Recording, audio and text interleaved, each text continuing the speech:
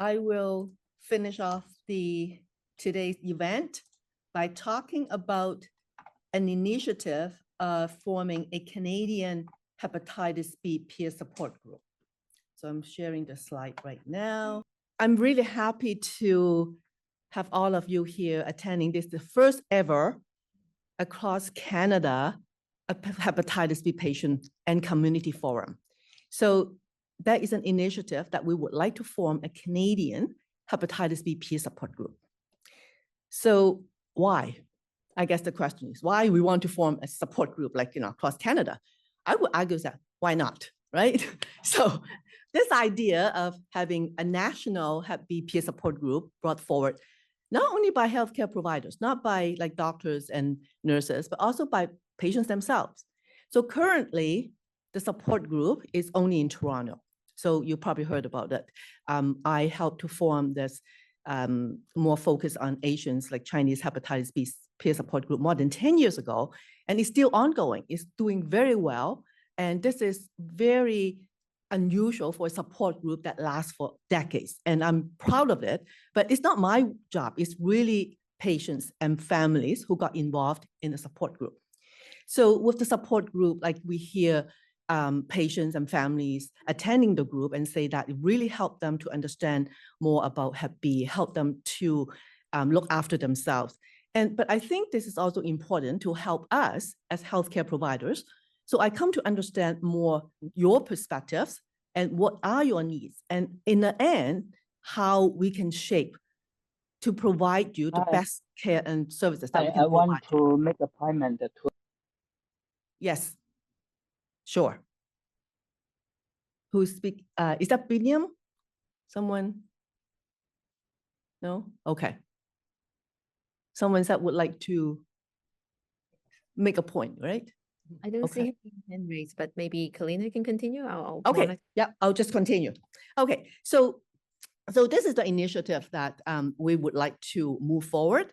And what are the missions? So I came up with 4 missions.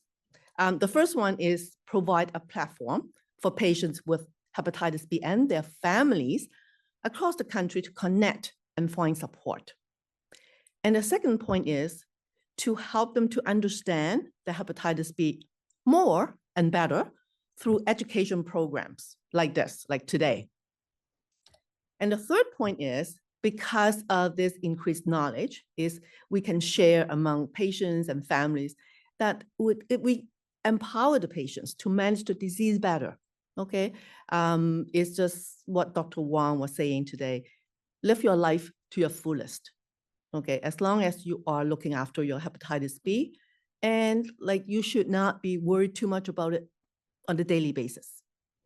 And last but not least is with the support group, we are helping to create opportunities for patients and families to participate in activities that you may not think that you would want to participate. For example, the advisory or advocacy activities. It's just like what Dr. Hin Ko was showing you before, that the research group is recruiting patients on the advisory committee. I think this is a very, very important piece that the hepatitis B community need to unite ourselves and get together and have a collective voice to show that, yes, we care about our health, we want to have better lives, and we really need better care. And we want whatever, like with the medication cost, that we want better support from the government. So what's the initial step? We need your help. We need all of you here today.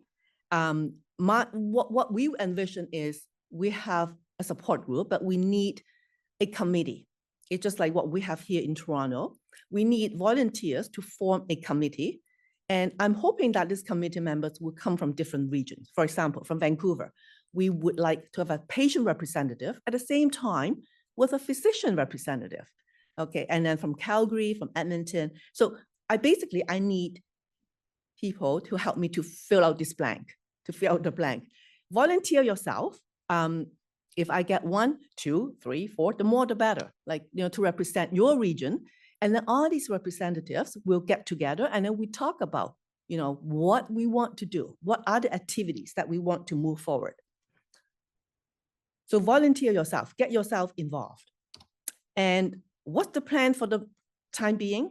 So I think that this is the first, as I said before, the education patient forum across Canada.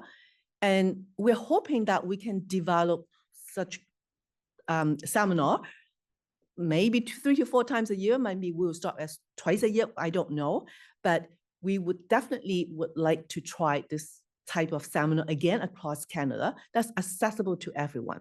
And of course, ideally is we can have maybe a yearly in-person forum. I mean, that would be great. And then the next plan is that we would like to work with community partners such as Live for Canada. That is, we really need to increase public awareness about hepatitis B.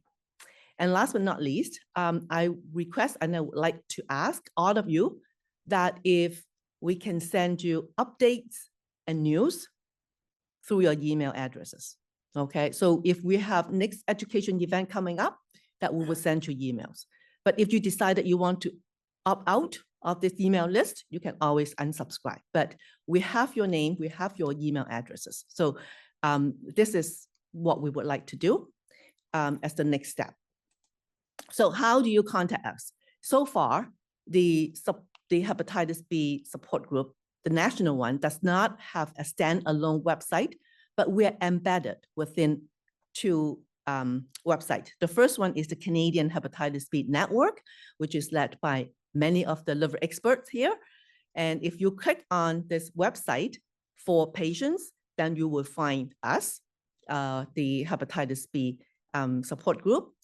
And the second website is the Canadian Association for the Study of the Liver. Again, you have to click on the patient information tab, okay, to find out more information. And yes, we do have an email address, canhepbpsg@gmail.com. You have any comment, any questions, by all means, please send us an email. And of course, you can get a hold of me as well. And this is my email address. Okay, so I think this is all I have to say.